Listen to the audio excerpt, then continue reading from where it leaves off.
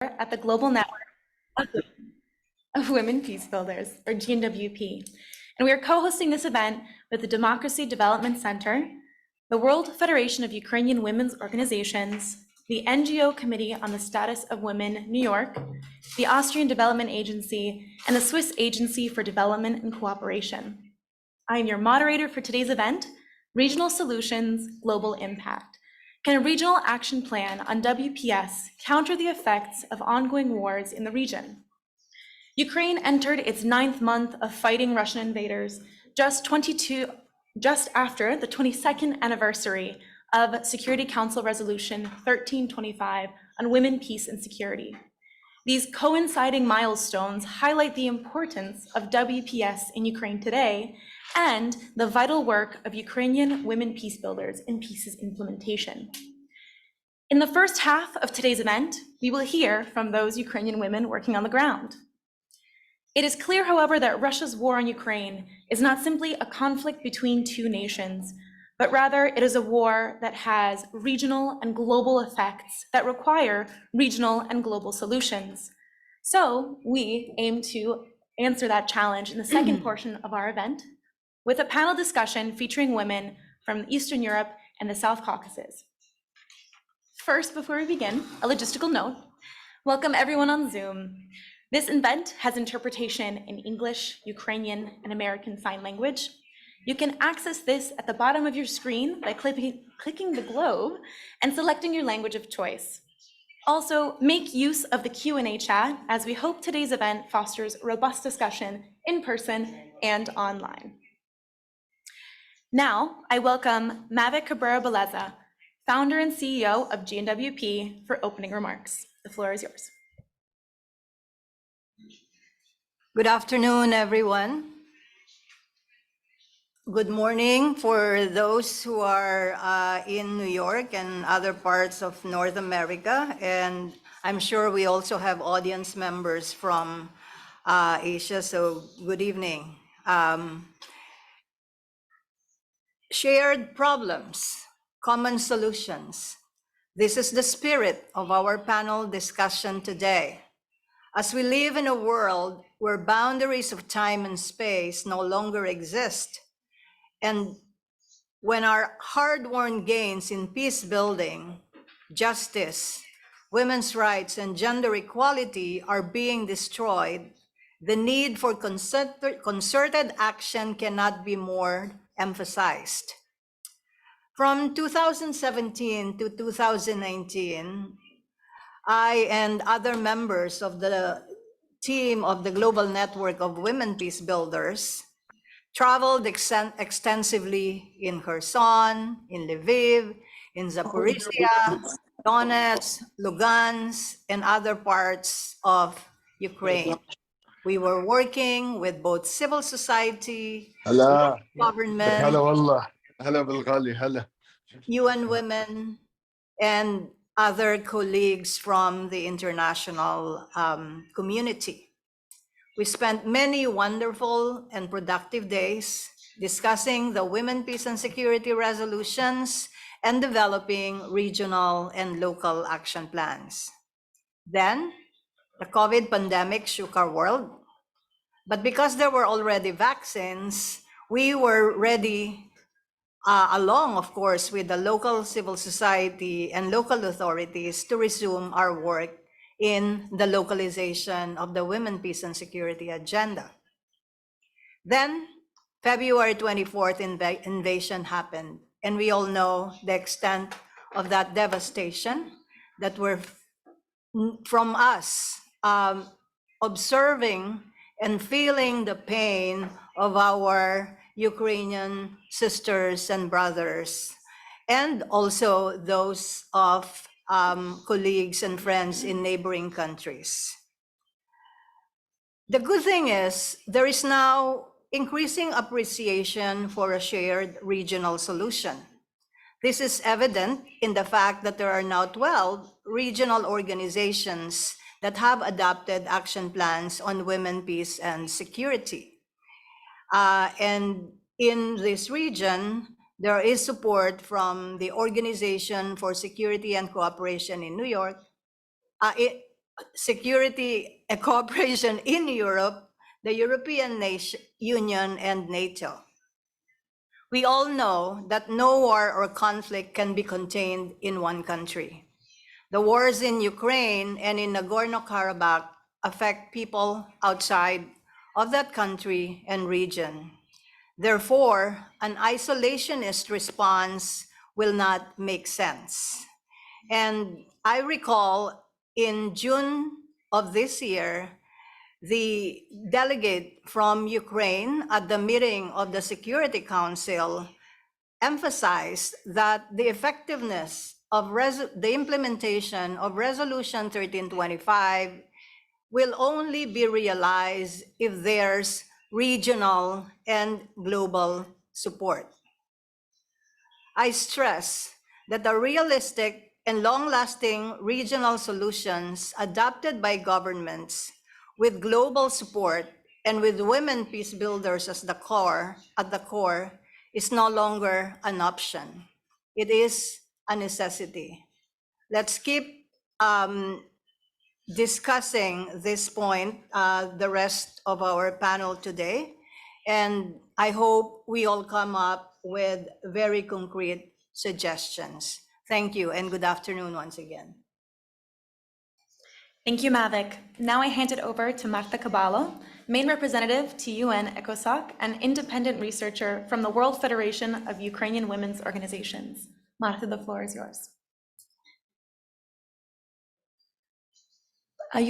We cannot hear you. There I go. Thank you, Sophia, for the introduction and for the prompt. And thank you to Mavic for inviting the World Federation of Ukrainian Women's Organizations to join the GNWP team in helping to organize this event. I'm very happy to be here and to greet this gathering. Our federation is a network of Ukrainian women's associations across 30 countries of the Ukrainian diaspora. And you know, the diaspora is growing and it is deepening the links between women of Ukrainian descent, Ukrainian women outside of Ukraine, with the women living in Ukraine and with the women's movement inside Ukraine for gender equality and for democracy.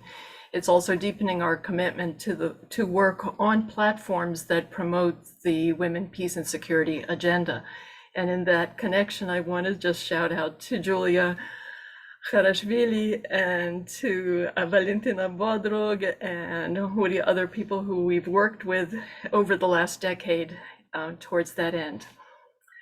Since 2014, when the war actually began, our federation has followed the development of Ukraine's NAP for 1325 and has been very eager to see it supported in interaction with other national action plans in the neighboring countries of the region.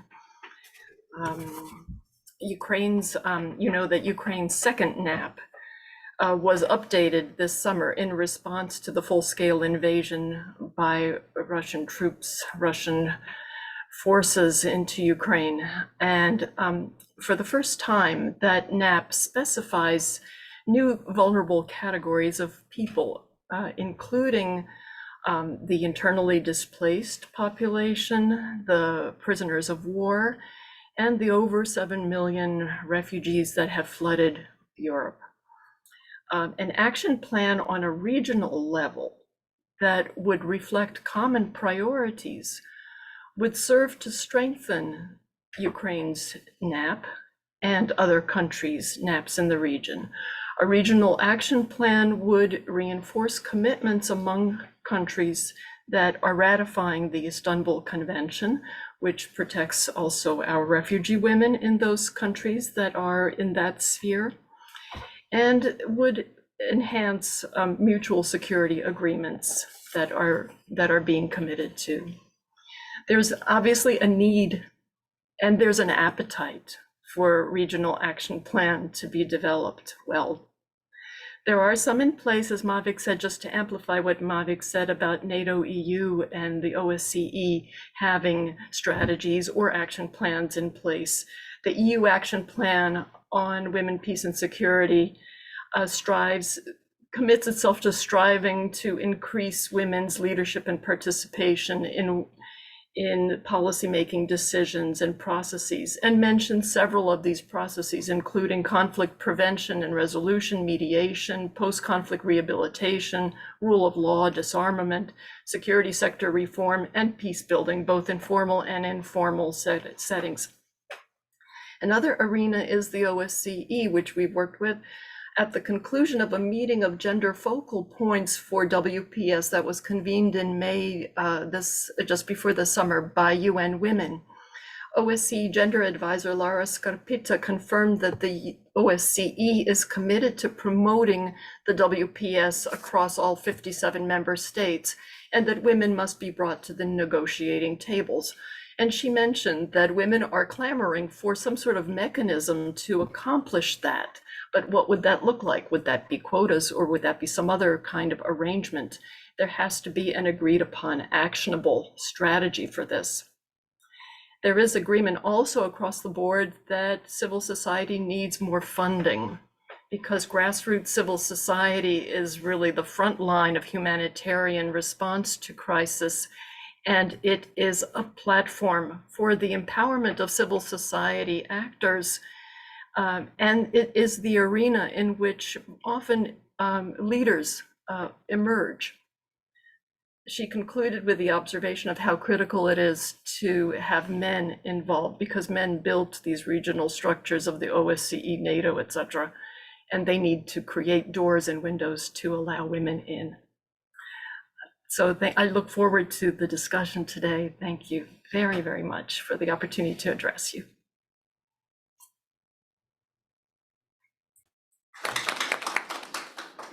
Thank you, Martha.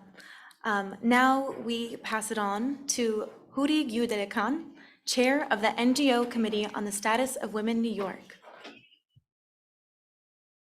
Thank you, Sophia. You're doing an amazing job. And thank you, Mavic GNWP, for inviting me. Mavic and I go way back. When I first started at the UN, she's been a force of nature and really bringing this conversation into everything, including with the Generation Equality Forum and the Compact. So thank you, Mavic, for your relentless fight. So I'm going to come from the global perspective. As you all know, NGO CSW New York, headquartered at New York, but we really do look at what's going on globally. And we know that there are fights and wars and attacks on human rights, human rights defenders, women especially, all over the world. So I want to just shout out to all who are suffering under autocratic governments and dictatorships and being forced to wars that should not happen. And I also, and some of you who know me know that I'd like to go as radical feminist as possible and also push our limits into truly working towards demilitarization. I mean, yes, peace and security is so important, but if us women are going on these tables, are participating in conversations with governments, we need to use our instincts, our feminism, our nurturing, biology, and then truly have the conversation of saying, let's shift from military to sustainability of nature. Let's make sure that we are investing in education, health, and personal achievements. And I think that's where we really can bring true peace in our home, in our governments, in our regions. And I do want to give a shout out to all those peace builders who are working under autocratic and militarized countries who truly risk their lives to speak truth to power. So we are here to support you, human rights defenders, women of all identity, and we are here to support you. And thank you again for having me here. And I can't wait to hear the conversation and see how we can support you all. Thanks, Mavic and GNWP.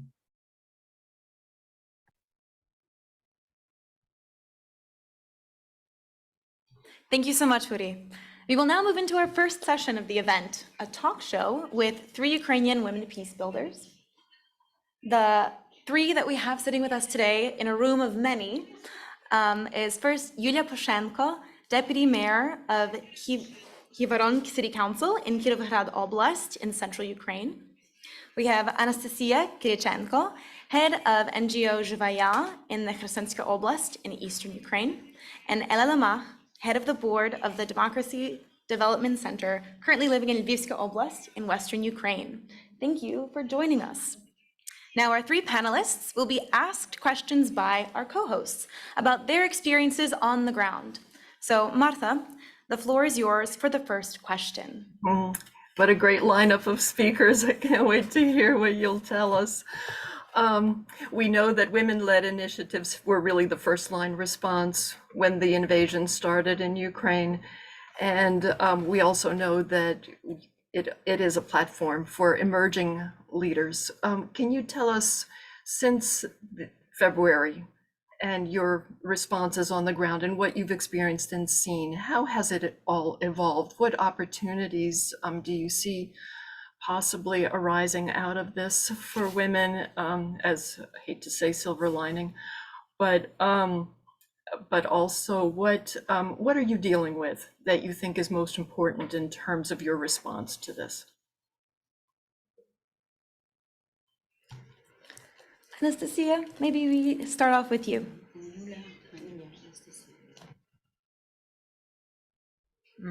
Вітаю, шановні колеги. Анастасія Кириченко, громадська організація «Живая», місто Херсон. Херсон та Херсонська область були під окупацією до 11 листопада. І це, безумовно, наклало свій відбиток на те, що відбувається і зараз, і відбувалося під час окупації. І перш за все, це треба, як ми вважаємо, говорити про психологічний стан людей, які залишилися в окупації. І щодо того, що робили жінки або жіночі ініціативи, або жіночі громадські організації, які були в той час в умовах окупації, а потім змогли виїхати, то можу сказати, що в принципі з перших днів повномасштабного вторгнення та з перших днів окупації, яка сталася 2 березня, практично не знаю жінок, які би не згуртувалися та не почали би волонтерити, надавати різну допомогу як мешканцям, одиноким літнім людям, дітям, а також збирали речі, одяг і так далі, не тільки в Херсоні, а також по селах Херсонщини, яка, в принципі, друга за кількістю людей та величиною область України. І вся ця активність допомагала не тільки людям, а також зрозуміти ситуацію, яка була на Херсонщині, тому що багато жінок були залучені до спілкування з іноземними ЗМІ і розповідали постійно про ситуацію навіть в умовах, коли не було ні світла, ні тепла, ні води. І ситуація змінювалася, в принципі, неодноразово під час того, що відбувалося, тому що були і мігрування людей по області, які ховалися від обстрілів або шукали інші місця, де можна було б бути в більшій безпеці, тому що були зруйновані домівки або загиблі і так далі. А також була релокація певних жіночих організацій та груп після того, як почалися переслідування, зникати люди, зникати жінки, катування, і певна частина жінок мала виїхати для того, щоб зберегти себе та давати допомогу в більш безпечному місці. Зараз ситуація на Херсонщині трохи змінилася, тому що, в принципі, Херсон звільнений та частина області звільнена, але 70% Херсонщини ще під окупацією, і це також накладає певні обмеження та певне бачення на ситуацію. І перш за все, хотілося б сказати, що психологічний стан – це дуже важлива річ, яку треба враховувати під час того, як працювати і які послуги треба надавати людям, які опинилися і залишилися або планують повертатися на Херсонщину.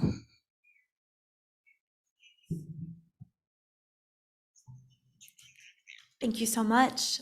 Do our other panelists have would like to add to that?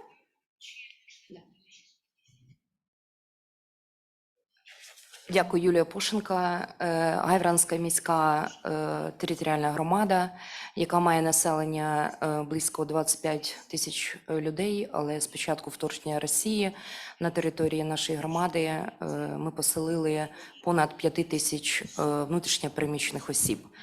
І я б хотіла сказати про те, що, звичайно, розпочати Росії вторгнення стало безпрецедентним випробуванням на стійкість кожної громади і, звичайно, органів місцевого самоврядування. Це поставило виклики перед нашими громадами. Це і гуманітарні, і комунальні, і логістичні, і міграційні проблеми. Це, звичайно, мало вплив на швидкість реагування, на оперативність прийнятих рішень. Ми розуміємо, що був значний удар по місцевому бюджету. Я маю на увазі, що надходження з податку на доходи фізичних осіб, акцизи, земельний податок – це практично дуже впливало на те, що з'явився такий дисбаланс, коли почала потреба продовжувати надавати фінансування освіті, медицині, житлово-комунальному господарству, а був брак коштів, тому треба було дуже оперативно реагувати. І справа в тому, що погіршились, треба було зробити все можливе, щоб не погіршилось надання послуг не лише для внутрішньопереміщених осіб, а взагалі для мешканців всієї громади. Тому всі активізувались, оперативно спрацьовували, і це ми протягом 3 днів нашого тренінгу стали свідками того, як кожна громада зробила все можливе, щоб підтримати всіх мешканців наших громад. Тому, якщо у нас є спільні проблеми, ми, звичайно, маємо прийняти і спільне рішення. Дякую за увагу.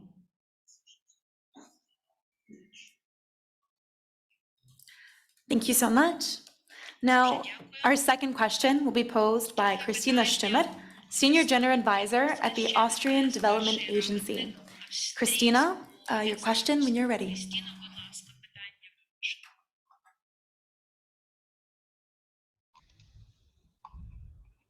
Yeah, thank you very much. Thanks for the introduction. Special thanks for all the important insights having been provided, including on the potential relevance of developing a regional action plan. I think we are aware about the complexity of the war and the different responses of the international community since the invasion. However, we also know that the situation continues to evolve, and we would be really interested as local women and young peace builders and local, national, and also local government authorities who promote peace, women's rights, and gender equality. What are your key messages to the international community, including regional organizations? And also, a second question, if I may, considering the discussion for international humanitarian aid providers to integrate gender more systematically, we have concrete ideas for us, donors, on how to improve this coordination of local women's peace builders? Thank you. Елла Ламах, громадська організація «Центр розвиток демократії». Перш за все, я би хотіла сказати, що ми дуже дякуємо міжнародним донорам, які з першого дня війни передивилися свої плани дії, наші проекти і почали терміново діяти на ту гуманітарну кризу, яка відбулася з початку вторгнення. Але в той же час участь жінок у процесі прийняття рішень під час війни розглядається як, знаєте, такого роду, як гуманітарні питання, харчування, проживання, допомога дітям – це все ваша сфера.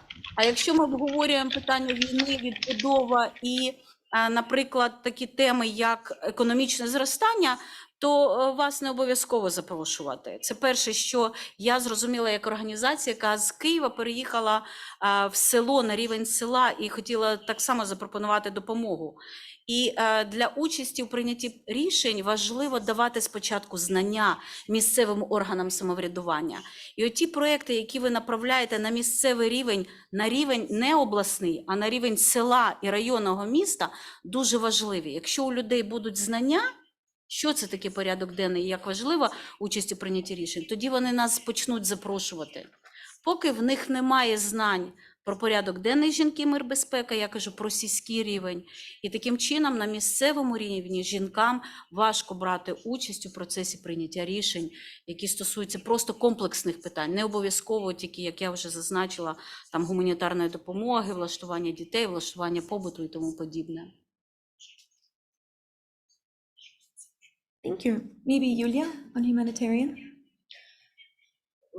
Я вдячна Елі за те, що вона підвела до цього головного питання, що маленьке містечко, маленька громада, далека відстань до центру, і мало знань, мало досвіду і мало ресурсів.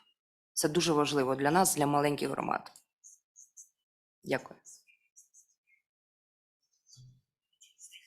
Thank you. Now, our final question from our co-hosts during this part of the event is from Corinne Huser, Senior Policy Advisor at the Swiss Agency for Development and Cooperation. Corinne, your question when you're ready.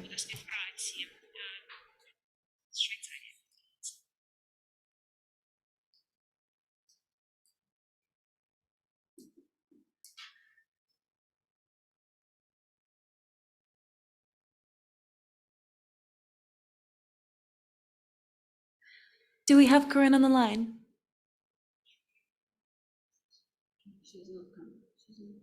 Okay. I want to go to our moderators on virtual platform to see if we have any questions that have come in through the chat. Sorry, can you hear me? Oh, Corinne is here. I'm Please, here. your question when you're ready. Sorry, I wasn't able to speak. Somehow I was muted. Okay. I think I found it very interesting that the answer you said about the local level. That would also have been an interest for me to know how you are connected to the local authorities and local initiatives. But maybe another question that would be of interest for me, how can you somehow use a networking or alliance potential, you know, across different groups or initiatives in your country? Or is this something where you also need some facilitation or support? Or how is this experienced by you? To our panelists.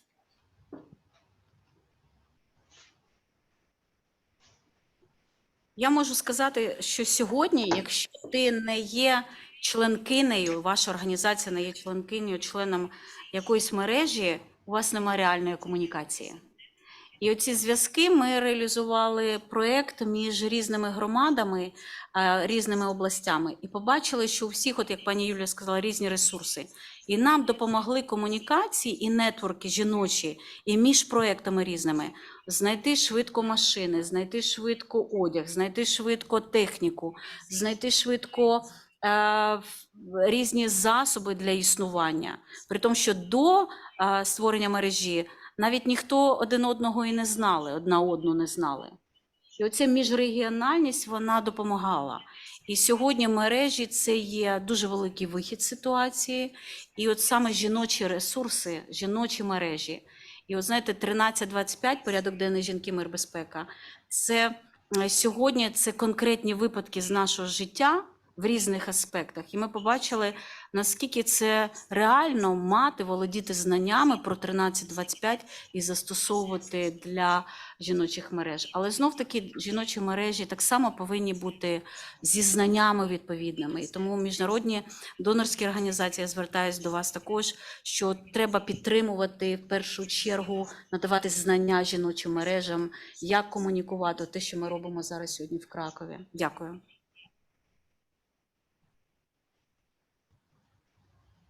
Так, я підтримую колег Елу і хочу додати, що тільки завдяки мережі феміністської жіночої мережі багато організацій змогли надавати допомогу в різний спосіб. І також наша організація завдяки феміністській жіночій підтримці змогла надавати грошову допомогу, а потім реалізувати діяльність вже в Одеській області. І я чула багато при спілкуванні відгуків від різних жіночих організацій. І хочу сказати, що і на Донеччині, на Луганщині є жінки, які вивозили людей після бомбардувань, і вони також казали, що тільки завдяки в такій структурній підтримці вони змогли цю діяльність здійснювати. Хотіла би додати, що, знаєте, от як мені не вистачало, ми в багатьох жіночих мережах, наша організація, але з початку вторгнення ми зрозуміли, що нам треба додатися до мережі людей з інвалідністю, до мережі людей, які живуть з ВІЛ-СНІДом, тому що ми почали допомагати внутрішньо переміщеним, а серед них дуже багато є людей з вразливостями. І от ці контакти між різними мережами, вони дуже важливі, і ти розумієш, що не вистачає інформації. А що може воно зробити для людей з інвалідністю? А де знайти прихисток для людей, які живуть з наркотиками, або які алкозалежні, або після місць позбавлення волі? І от таких мереж не вистачало. Тільки потім ми зрозуміли, як до них додатися, як їх знайти. Але, на жаль, на сьогоднішній день можу констатувати, що таких мереж мало, і ресурсів для людей з інвалідністю, ресурсів для людей, які живуть з ВІЛ, з людей, які живуть з наркотиками, дуже мало. І інколи ми стикаємося, що в одному прихистку, в одному центрі живуть різні соціальні групи, і це дуже заважає інколи, наприклад, мамам з дітками, коли в цій же кімнаті живуть чоловіки, які вживають наркотики або з алкозалежністю. І от на такому, здавалось би, прикладі виникають конфлікти, і ми розуміємо, що немає прихистків спеціальних для вразливих груп населення, або їх дуже мало. І от спілкування в мережах, воно допомагає знайти такі ресурси.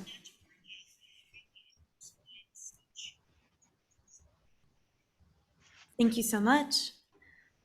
I would like to now turn to our Q&A on Zoom. We have a question from Tanya Kochkar. So to our panelists, as the conflict and the war is rapidly evolving, how can short-term priorities help reach long-term needs to build capacity for infrastructure of women's rights organizations and networks for the future when the war is over?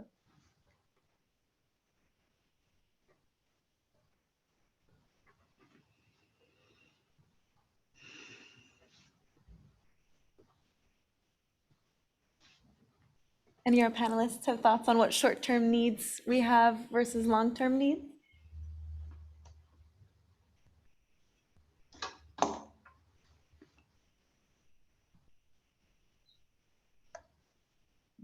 Ну, я можу сказати, що зараз потреби базові треба задовольнити, а після цього можна вже запроваджувати різного роду послуги, які також будуть дотичні до базових потреб, а щоб потім для зміцнення та розбудови миру були ресурси в жінок, з якими ми працюємо. І тому короткотермінові, швидкі гранти допомагають вивчити задовольнити перші необхідні потреби, а потім вже після зворотнього зв'язку планувати і свої інтервенції на подалі. І це в нашій організації це спрацювало, і тому що ми розширили свої послуги і на базі тих короткотермінових проєктів, які ми спочатку проводили. І зараз вже є ресурс в вимушено переселених жінках для того, щоб більш детально обговорювати на групах самодопомоги свої плани, а також будувати і планувати своє життя.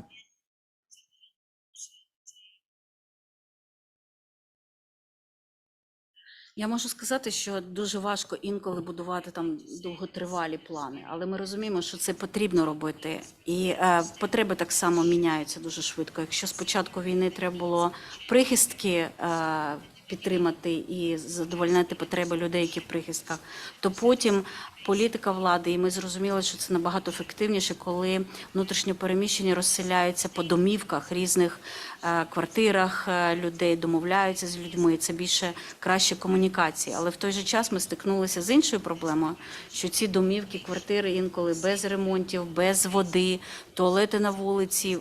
І ми зрозуміли, що треба зовсім інші ресурси, особливо фінансові, мати, для того, щоб вибудувати навіть одну хату або приміщення і поселити туди людей. Змінилась картинка. І зараз в зв'язку з зимою, обмеженням ресурсів на пальне, дуже багато родин, які кажуть, ми хочемо виїхати з квартири, з хати, переселіть нас знов в прихисток, там, де всі живуть. Ми готові жити разом з усіма, але в нас немає коштів платити за опалення, за газ, в нас немає достатньо одягу теплого.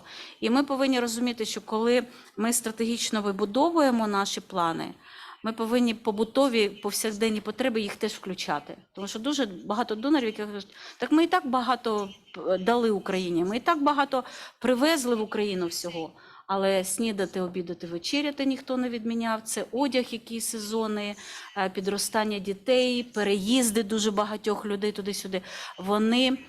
Ці потреби повинні враховуватись і в стратегічні плани так само. Помимо краткосрочных проблем, с которыми мы сталкивались с апреля месяца, это решение бытовых вопросов, а мы каждый день общаемся с беженцами. Я представитель города Одесса, и у нас больше 100 тысяч приехало в наш Одесский регион, и потому что он граничит с Румынией, и многие могли уехать. Сегодня мы сталкиваемся с тем, что наши женщины, в принципе, и до этого в стране, в центре Европы не были глупыми, и все они хотят работать. И для меня, как по мне, долгосрочная перспектива и планы – это обеспечение наших женщин работой, которые хотят этого делать, и они готовы переучиваться и учиться новым профессиям осваивать, но у нас перед нами новые вызовы. Вы знаете о том, что происходит с энергетической системой Украины, и вот, например, город Одесса 3 суток находился без света. И как вот в таких условиях помочь женщинам в проведении. И вы видите, что мы сегодня со всех регионов Украины собрались в Кракове, потому что сегодня здесь есть свет, и здесь есть условия для того, чтобы мы работали и общались. Во многих городах Украины этого нет, к сожалению. И сегодня мы должны думать о том, как предоставить возможность учиться нашим женщинам, получать новые профессии, и для того, чтобы они осваивали не только профессии предоставления услуг, таких как парикмахер, оказание маникюра и педикюра, а чтобы наши умные женщины могли куда-то правильно направлять свои знания. И если можно, я добавлю тоже Одесса.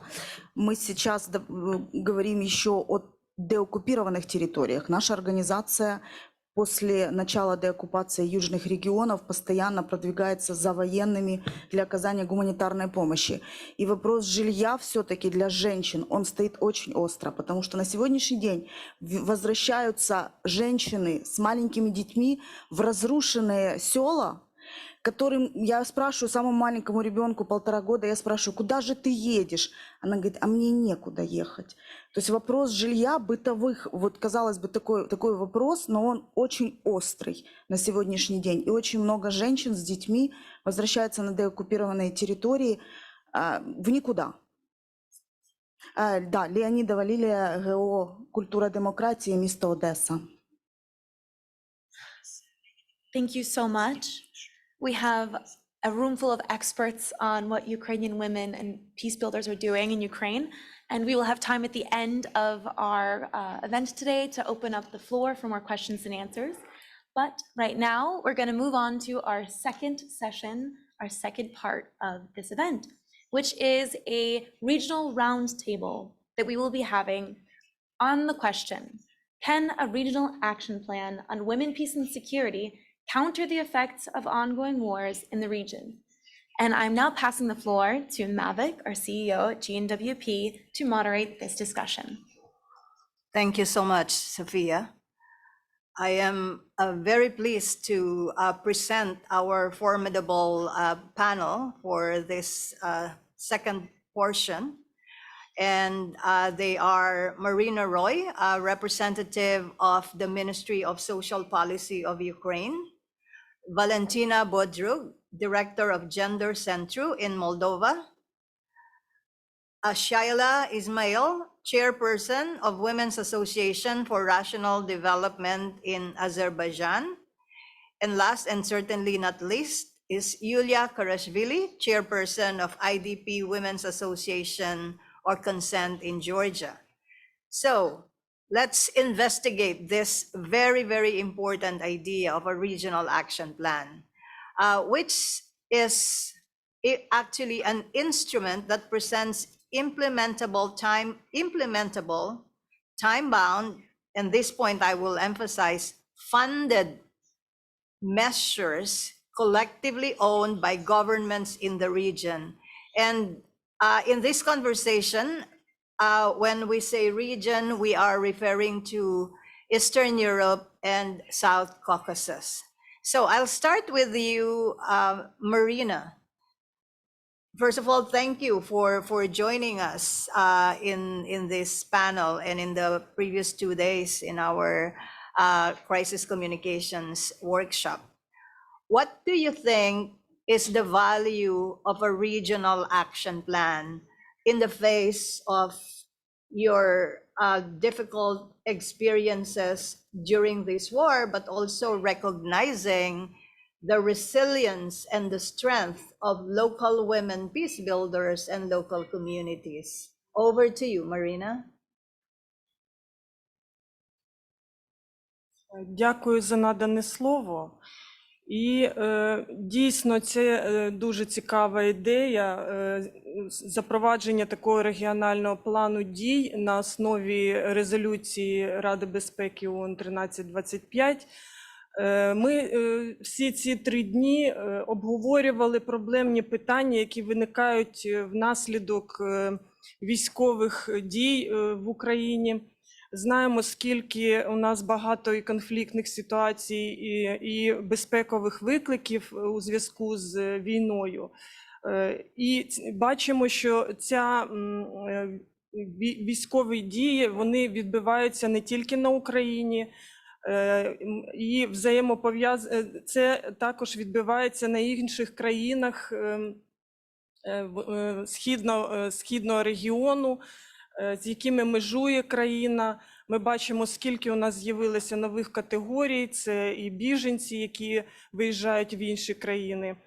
І знаємо, що в інших країнах є свої регіональні плани, є в Молдові план дій 1325, у нас є свій прийнятий, в Арменії є прийнятий план 1325, але якщо б був такий загальний якийсь план, який би враховував інтереси всіх оцих країн і вирішував проблемні питання всіх країн, такий був би план, було б дуже це доречно проаналізувати наші потреби, проаналізувати разом, щоб це зробили як державні інституції, громадські організації, а також міжнародні організації долучити до розроблення цього плану. І тоді цей план би враховував всі нагальні інтереси країн Східного регіону. І коли всі країни говорили якоюсь одною такою мовою, то це дало б дуже позитивний ефект для розвитку всіх регіонів, східних регіонів.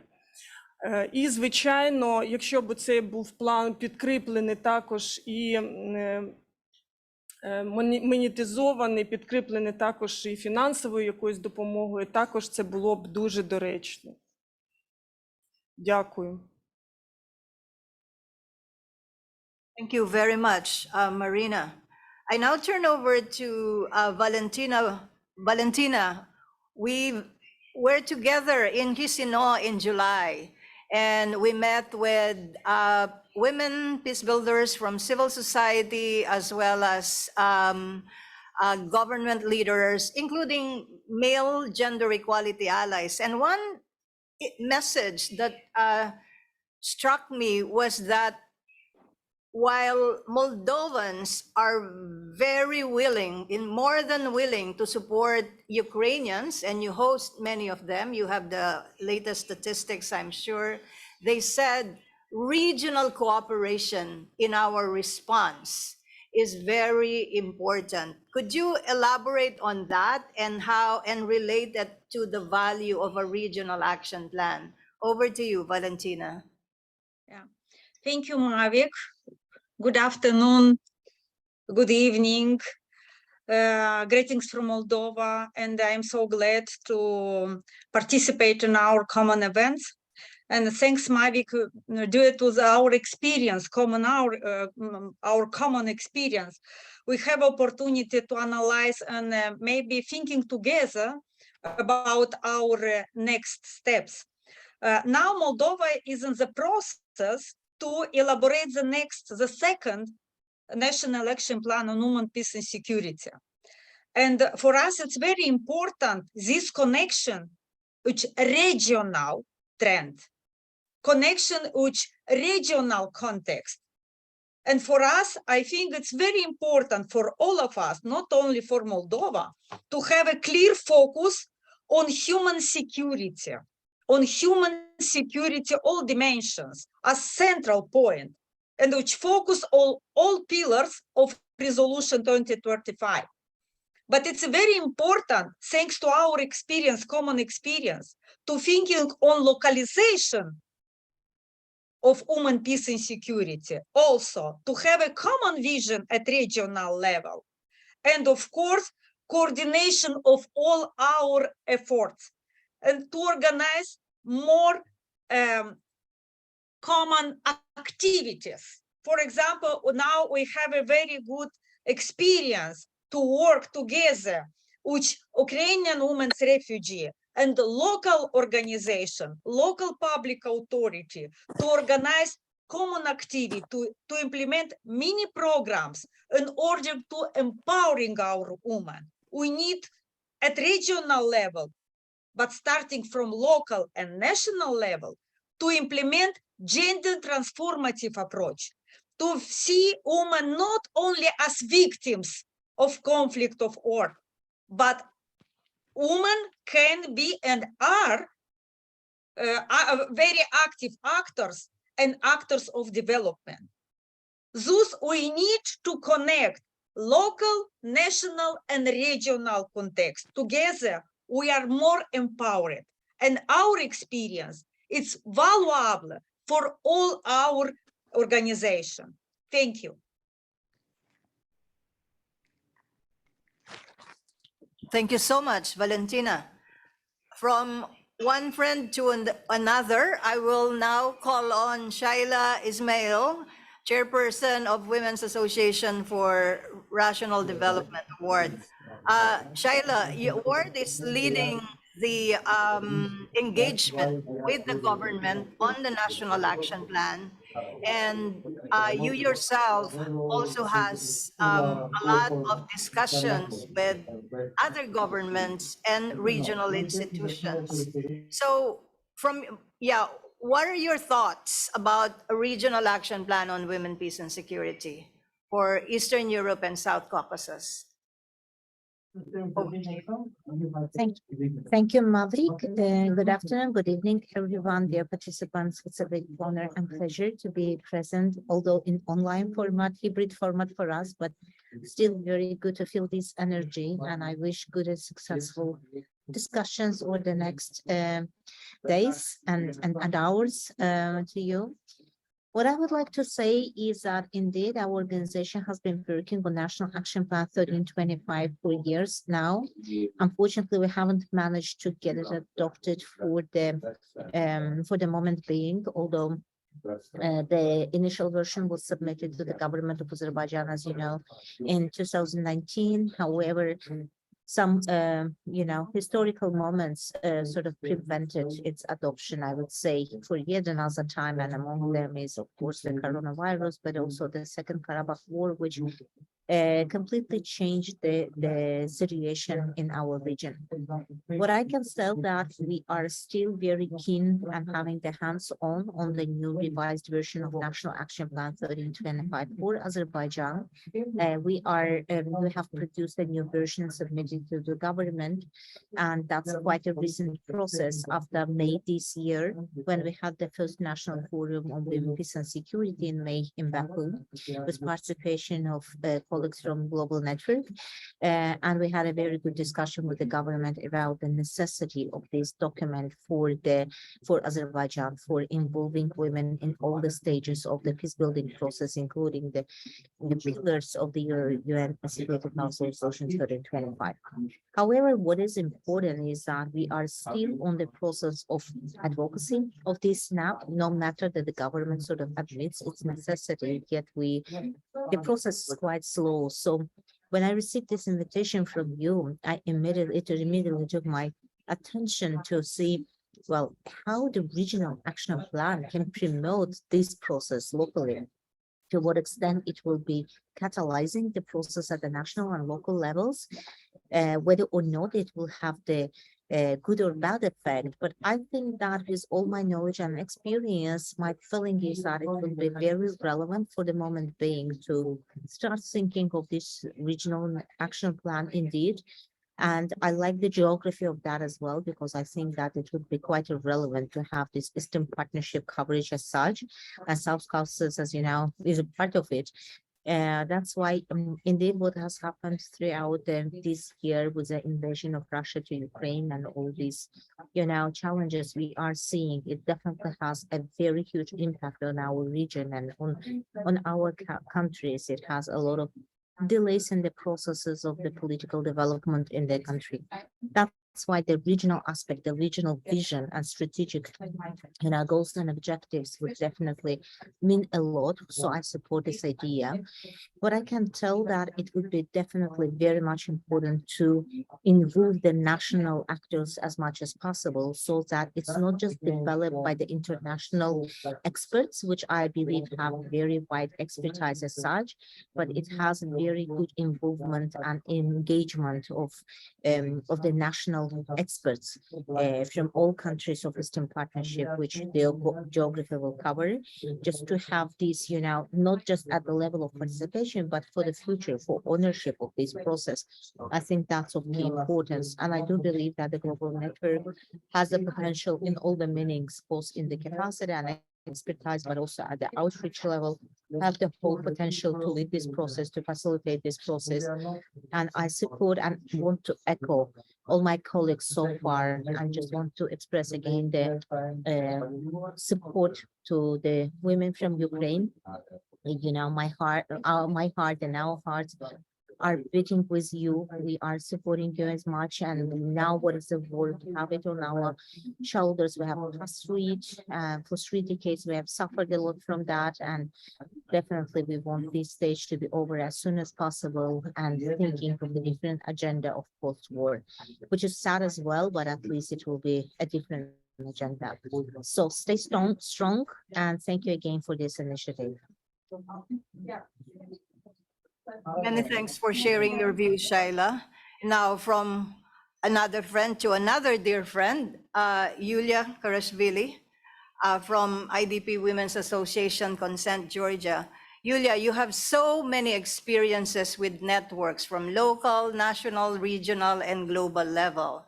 And we all share the view that it is the women's networks and organizations that have kept the women, peace and security agenda alive in the 22 years. And many member states are taking their actions because of our advocacy. What do you think will generate the strongest and fastest buy-in for a regional action plan on women, peace, and security at this point in time? By the way, I also want to congratulate you for the adoption of the new National Action Plan on Women, Peace, and Security of Georgia.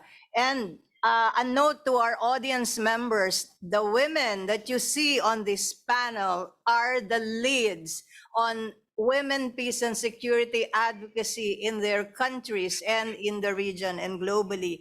And I invite you to check our chat box for their short bios, because I don't have the time to highlight all of that. It's just amazing background of these women. So Yulia, over to you with that question. How do we generate buy-in from governments, especially, and regional organizations to make the Regional Action Plan on Women, Peace, and Security happen?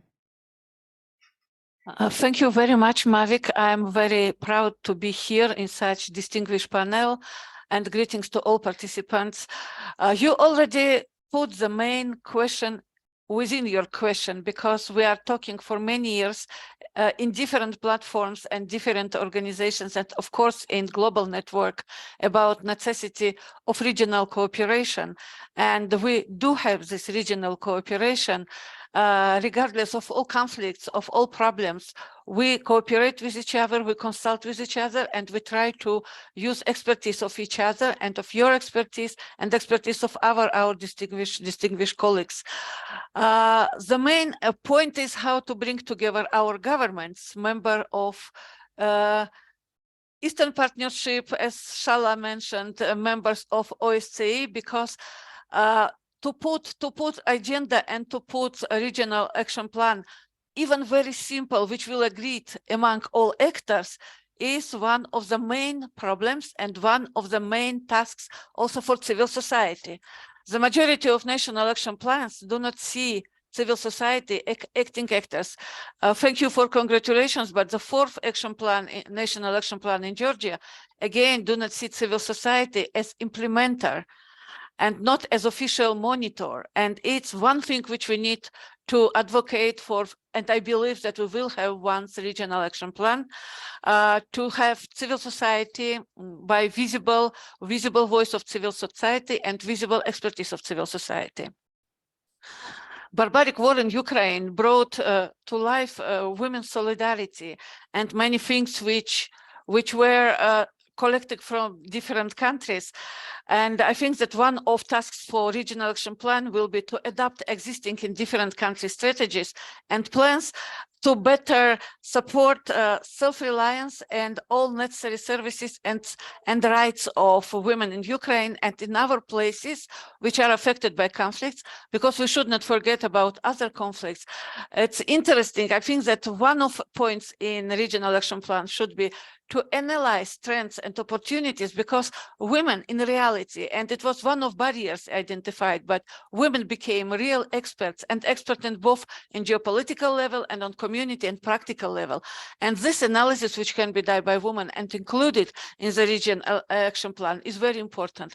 For instance, war in Ukraine will accompany it, but high escalation of borderization and detentions of peaceful population in Georgia, but new conflict revival between Armenia and Azerbaijan.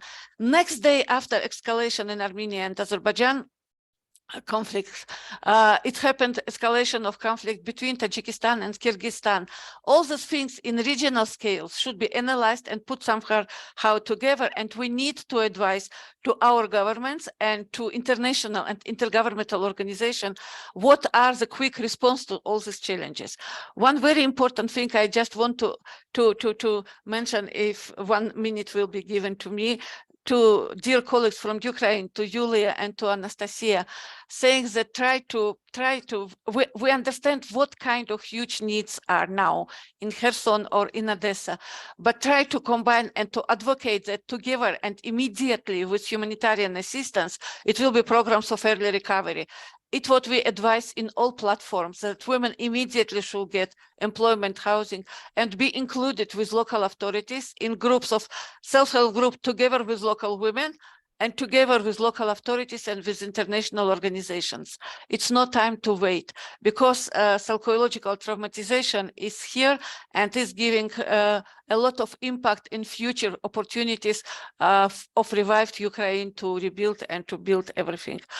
To reiterate what Valentina was saying about human security and crisis management, which should be part of regional action plan, we have very good practice between different organizations. For instance, in regional scale, we conducted training for women activists about human security and how territorial security audit was done in Ukraine, which was extremely important. And last but not least, what I want to say is that women's solidarity from different countries is here. All these programs and support is going on.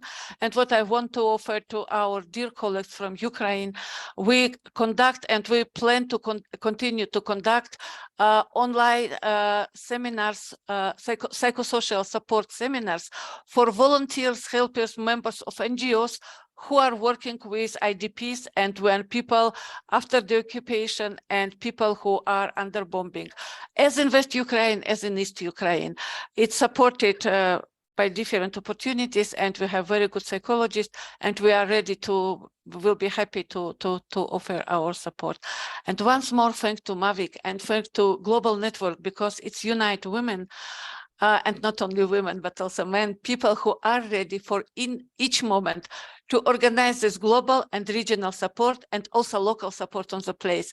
Regionalization and localization are two things which are supporting human rights and intentions of women peace builders.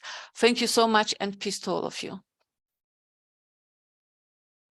Thank you very much, Yulia, for your insights and very informative presentation. And thank you for the kind words.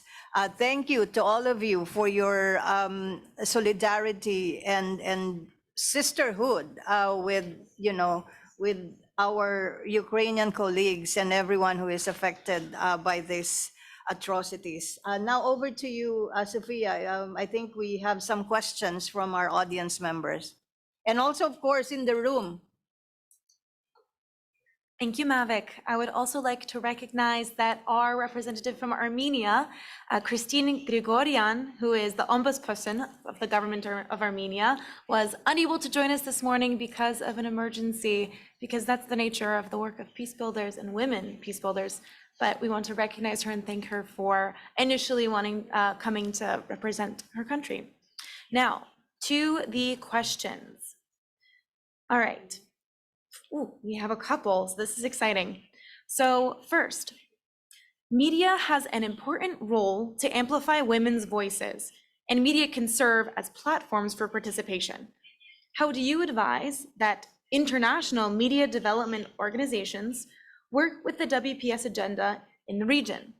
How do we better connect local media with women's rights organizations? And this question comes from Emma Lignard-Boberg. Apologies if I mispronounced your name, gender advisor at International Media Support. Is there anyone on the Zoom who wishes to answer, or in the room? Please raise your hand.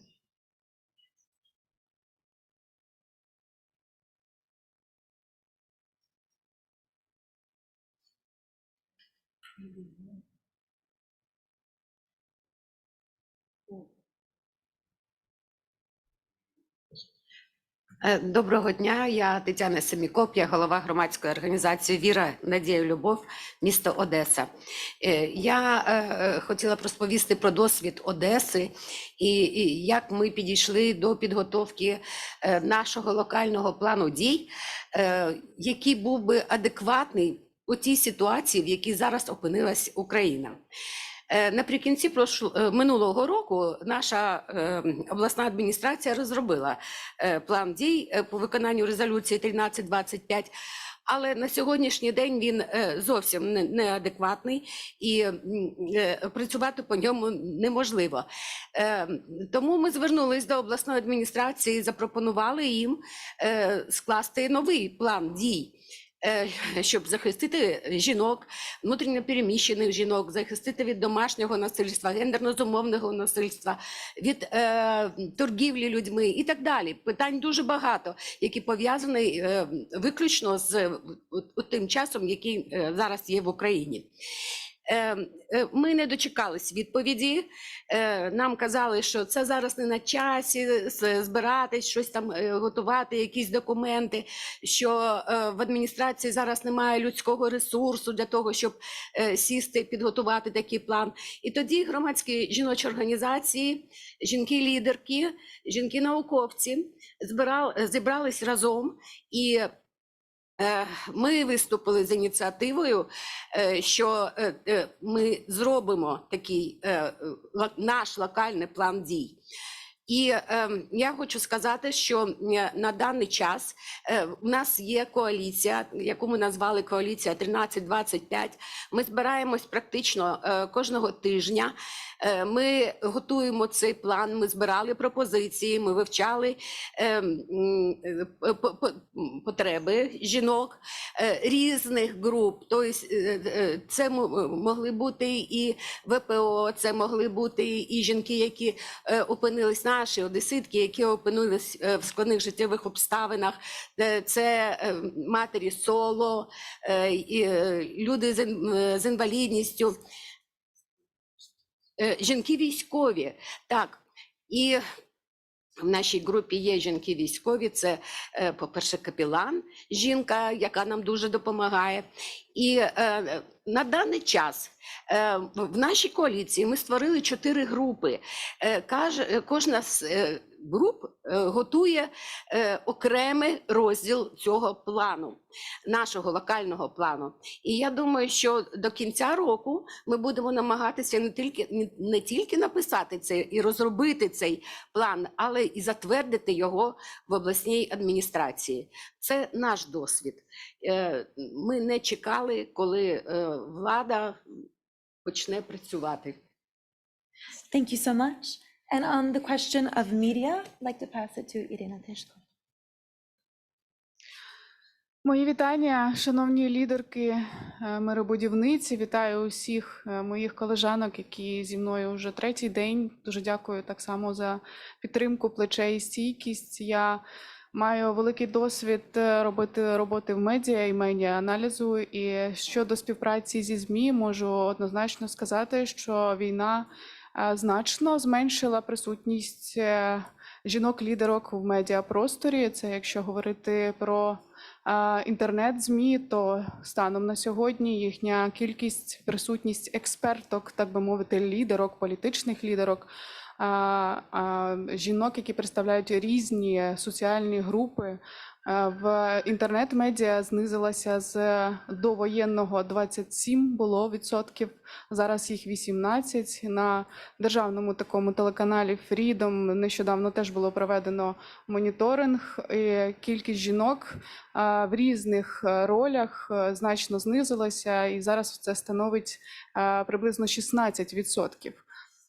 Ми бачимо, що жінки, по-перше, виступають в медіа в дуже обмежених ролях, вони майже не коментують бойові дії, вони здебільшого у ролях переселенок, людей, жінок з числа ВПО. Ми бачимо, що вони зазвичай курують волонтерство в медіа, але насправді є одна велика проблема – те, що жінки просто часом не мають можливості говорити. І інша є так само проблема, що вони не готові до цього. Тому я би просила і закликала би так само готувати жінок, готувати лідерок різних суспільних груп, волонтерських, гуманітарного напрямку. Незалежно від того, чим зараз займаються жінки, що вони очолюють, де вони виступають лідерками, готувати їх до публічного перебування в публічному просторі, надавати їм навички публічних виступів, готувати їх морально давати їм більше ресурсу для того, щоб вони говорили за тих жінок, які зараз не можуть говорити, за тих жінок, які зараз, можливо, перебувають в нересурсному стані. І це було б гарною підтримкою, і така підтримка, і таке, скажімо, надихаючий такий швидше контекст і концепт для можливих тренінгів, можливої підтримки було б дуже важливим, тому що саме зараз жінки роблять багато, але говорять мало, тому що через те, що вони часом не мають на це ресурсу морального, психологічного. І тут теж потрібна серйозна підтримка. І насправді ще було б дуже важливо розробити принаймні на базі українського представництва миробудівниць і цієї організації мережі, базу спікерок, так, які готові завжди мати можливість представляти інтереси українських жінок в іноземних медіа, так само бути готовими до включень, бути готовими до різного типу комунікації, чи то радіо, чи то телебачення. Це теж вкрай важливо, бо ми зараз не просто маємо тягти на своїх плечах всю гуманітарну частину, ми маємо говорити про це. І голос жінок дуже важливий, і лідерство жінок зараз дуже важливе.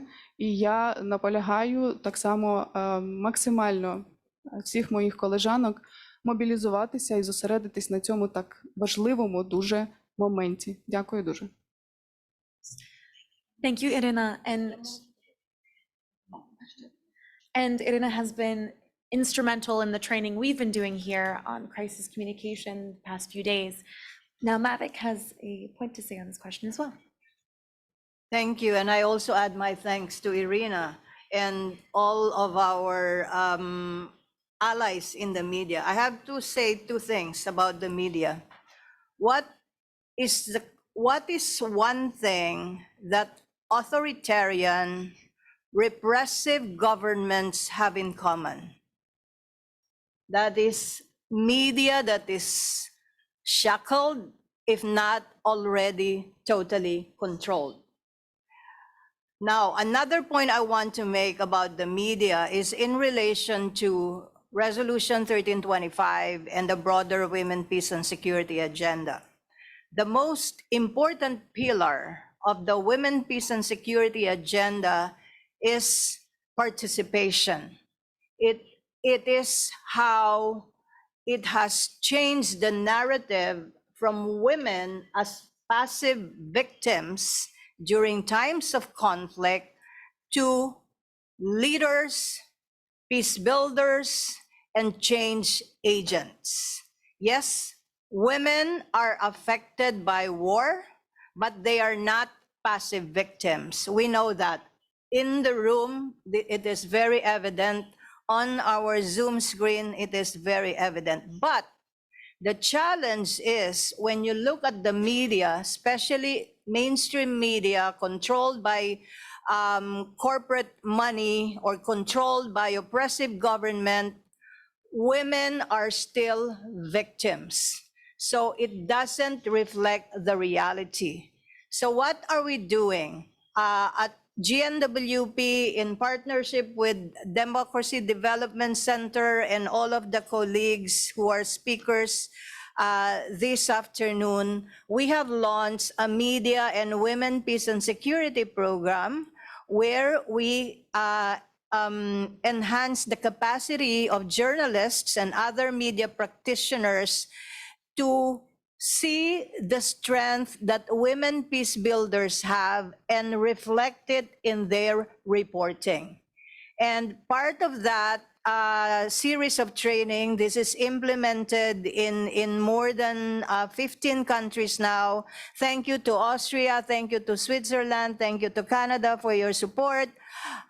We have built a network of journalists who understand and appreciate and report about the work of women peace builders. But they're still very few compared to the whole global landscape, the many media actors that we need to mobilize. And we encourage everyone to work with the media in their own countries, in their own communities, and we also are media ourselves, right? With the technology that is, that has been possible for many years. So cooperation with the media, not just on one story, but continuously use that powerful platform is not just an auxiliary component of our work, but central to our work. Thank you. Thank you, Mavic. Do we have any other speakers in the room who wish to add? Anastasia, please. Добрый день еще раз. По поводу журналистики и присутствия женщин и лидерства в СМИ. Дело в том, что война сделала новые вызовы, и у нас изменилась как раз та самая кризисная коммуникация, и на первый план по контенту информационному у нас вышла война. И естественно, что женщины-эксперты и те, кто появлялся до этого в средствах массовой информации, они ушли на другой немножко план. И, наверное, я это связываю, это лично там сугубо мое мнение о том, что сегодня, да, мужчины, потому что мы отчасти, хотя мы знаем, сколько женщин сегодня на фронте и сколько воюют и защищают нас, но война почему-то у нас ассоциируется с чем-то мужским, потому что многие годы именно мужчины стояли с оружием в руках. К сожалению, сегодня мы здесь поднимали вопросы о том, какие женщины в наших регионах в том числе проявляли себя в кризисных коммуникациях и военных в том числе, и из Украины. Но сегодня у нас нет возможности, наверное, как у царицы Тамары, поднять белый платок и остановить войну. Хотя для этого мы пытаемся убрать все последствия того, что делает война в нашей стране. Thank you. Anastasia? Так, я б ще хотіла додати, що в нас зараз є все ж таки потроху є в ЗМІ представлення жінок військових. Це в нас зараз в лавах ЗСУ 42 тисячі жінок військових, і потрохи є які певні зміни, хоча цього недостатньо, як вже сказала Ірина, базуючих на дослідженнях. Також хочу сказати, що в контексті 1325 та сестринських резолюцій 1888 необхідно висвітлювати чутлива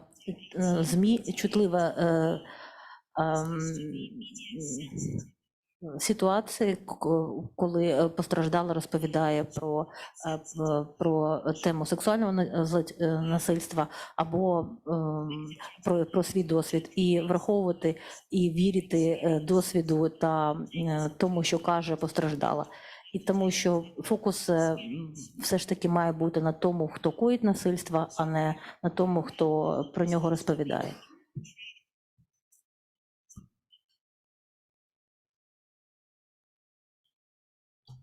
Thank you very much. Do we have any of our virtual panelists who wish to add to the discussion?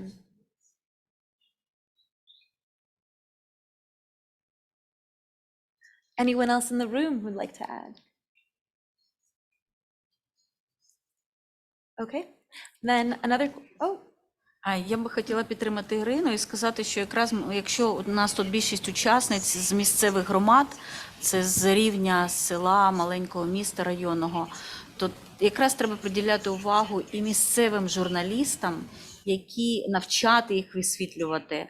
Тому що якраз освіта більше зосереджується на національних мас-медіа, на обласних мас-медіа, а от якраз журналісти місцевого рівня, вони дуже рідко потрапляють на такі заходи навчальні, щоб дійсно, як правильно пані Ірина сказала, щоб висвітлювати жінок не тільки як жертв, які опікуються дітками, або просто тими, які готують, прибирають і переїздять, а давати комплексну картинку участі жінок у миротворенні, у відновленні, у миробудівництві, у військових сферах і тому подібне.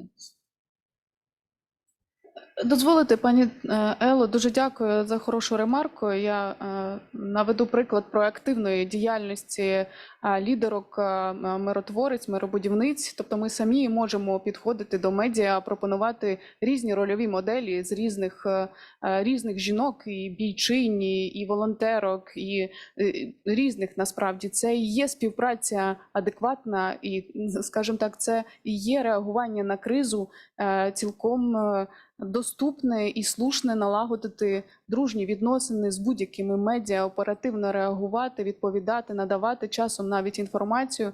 Моє правило особисто нашої громадської організації, якщо тебе не питають, ти все одно маєш про себе сказати. Якщо про тебе не пишуть, напиши за них. І все одно донеси до медіа свою думку. Бути проактивними зараз дуже-дуже важливо. Не чекати, що до вас прийдуть, вас попросять. Навчити їх гендерно чутливій журналістиці, навчити їх розумінню того, що жінки мають різні рольові моделі зараз. Це зараз вкрай важливо для всіх жіночих лідерок, для жінок-лідерок зараз, для всіх жіночих громадських організацій. Дуже дякую. Thank you so much. We have another question. How can international organizations increase their presence on the ground through cooperation with local women and survivors in parts of Ukraine that are closer to the occupied or in newly liberated territories? So how can international organizations work with women in these regions to increase cooperation on the ground?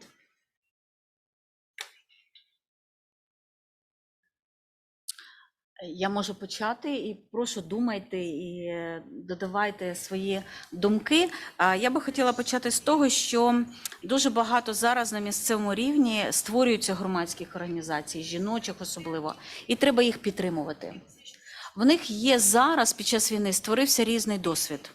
Якщо, наприклад, раніше наша організація жіноча більше освітою займалась, то на сьогоднішній день я вже вмію створювати прихистки, купляти бойлери, пральні машини, шукати одяг, шукати харчі, вибудовувати мережі, ремонти робити.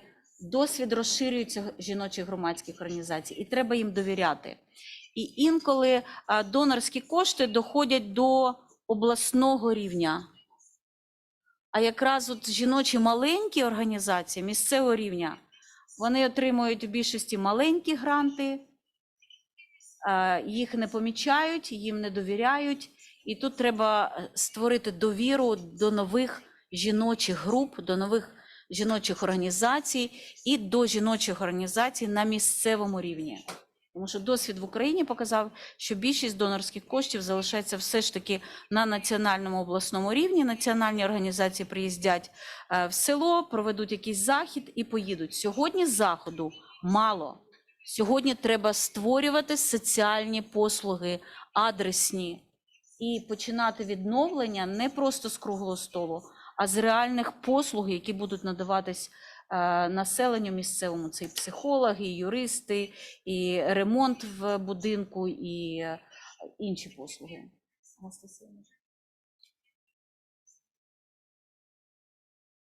Так, я підтримую Елу в тому, що необхідно працювати на відновлення через послуги, і також послуги з медицини, і перш за все прислухатись до того і вивчити потреби, можливо, через дослідження, через фокус-групу, через опитування. Ну, це все, що ми робимо вже і багато років, і долучати ініціативи, жіночі місцеві ініціативи до того, що вони, як вони бачать, і потім коригувати свою діяльність з цих баченням, і потім це доносити, якщо ми будемо говорити про якісь села або сільську місцевість, до голов, і вивчати все вже з тими спеціалістами, які працювали в соціальній сфері, і також координувати та планувати свою роботу, тому що на окупованих територіях,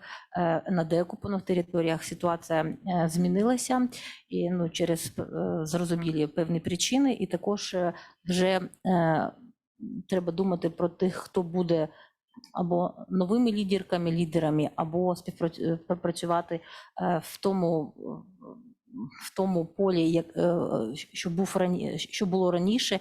І це також потребує часу та підтримки. Будемо вдячні, якщо ви також будете долучені до цього. And our final intervention. Дело в том, что война у нас по всей Украине уничтожила сотни и сотни медицинских семейных амбулаторий. И сегодня мы понимаем отличие городской женщины от женщины, которая живет в селе. Потому что если у городской женщины есть возможность прийти в медицинский центр, в частную медицину государственную и сделать обследование, то женщины в селе никогда не поедут в соседний город, либо населенный пункт для того, чтобы сделать элементарно УЗИ груди, для того, чтобы избежать рака молочных желез и получить женскую консультацию. Из-за этого сегодня разновидность рака молочной железы и как раз женского здоровья у нас очень высока.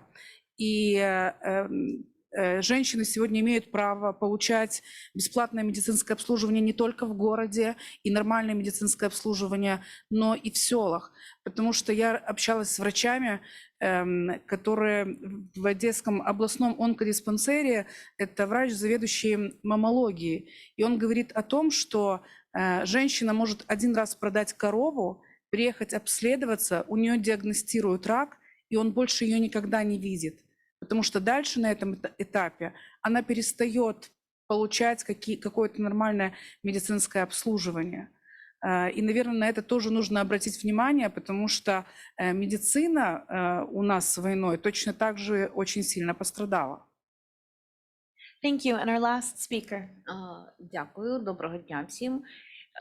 Я є Дуня Кінга, я голова громадської організації «Територія успіху», місто Кропивницький, Кіровоградська область.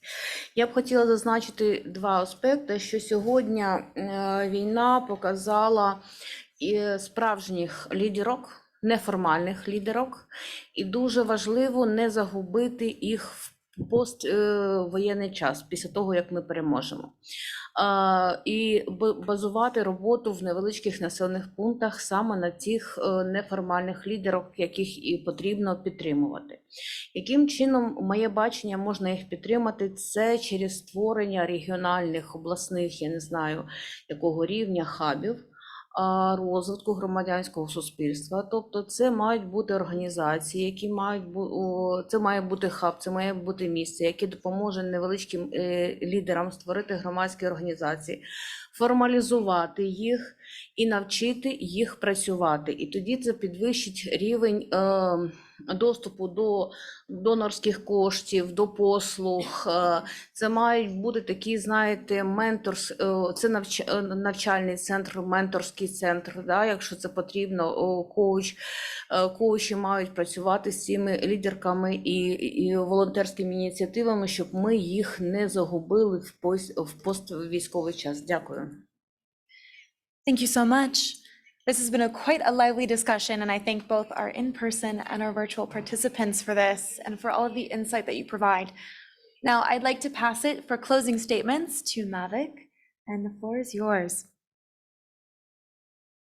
Thank you, Sophia. Thank you, everyone, for this very rich discussion on the Regional Action Plan on Women, Peace and Security in Eastern Europe and South Caucasus. And thank you for highlighting the role of local leaders, the importance of devoting a lot of attention to local communities who are the most directly affected by the war.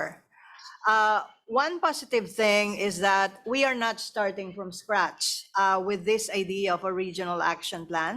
And as I mentioned earlier, there are now 12 regional action plan on women, peace and security, but we, especially civil society, especially women's rights organizations, must be aware of them and urge the organizations that adopted them to effectively implement these regional action plans.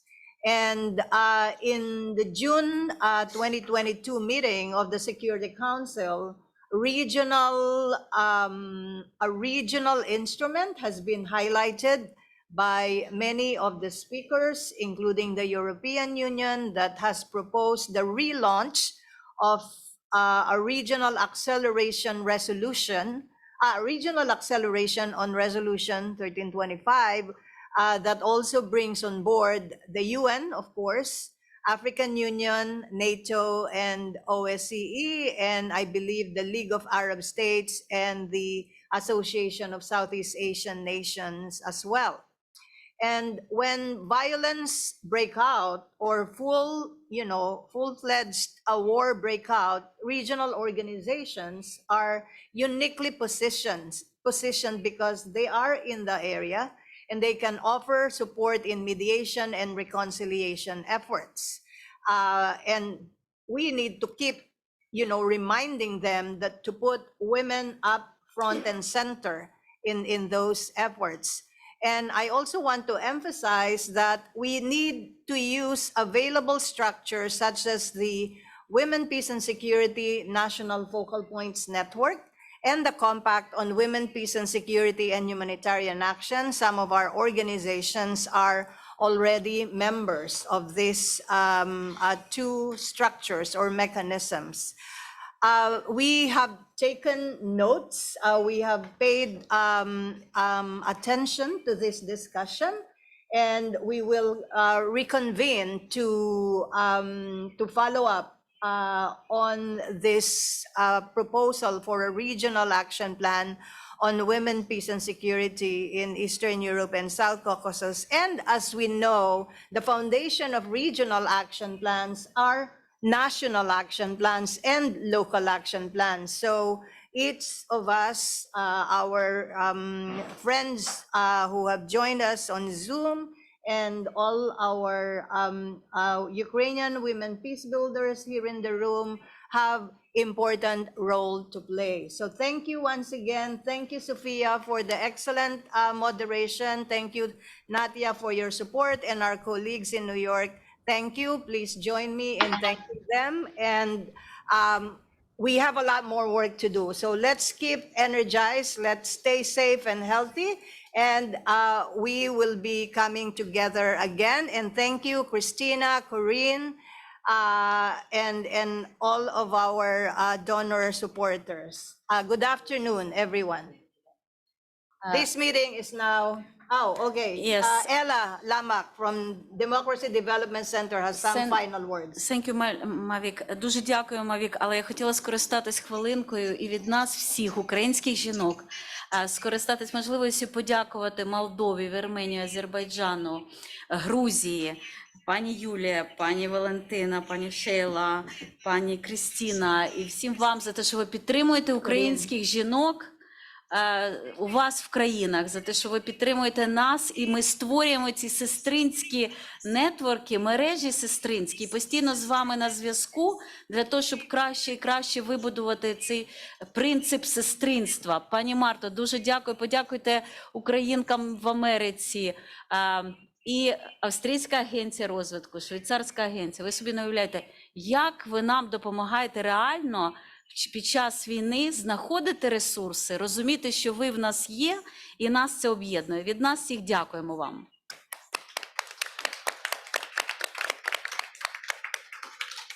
Thank you so much. This meeting is now adjourned. Solidarity. Take care. Have a good one.